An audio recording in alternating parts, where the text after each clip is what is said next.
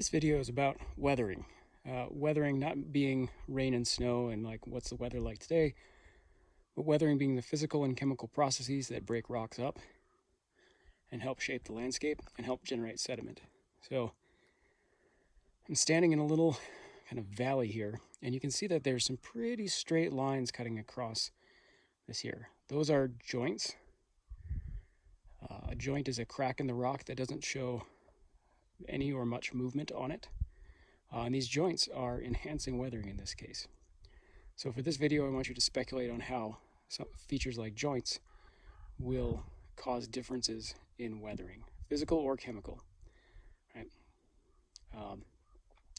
So things that are going to influence weathering rates, big picture wise, would include mineralogy, structures like these, and also aspect, like what direction the rocks are facing. So in this case, focus on the structures, the physical structures that have broken the rock.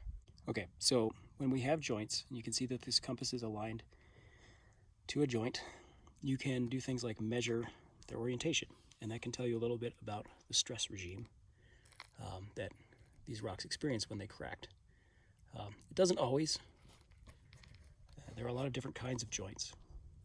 But in this case, let's just do this as a thought exercise.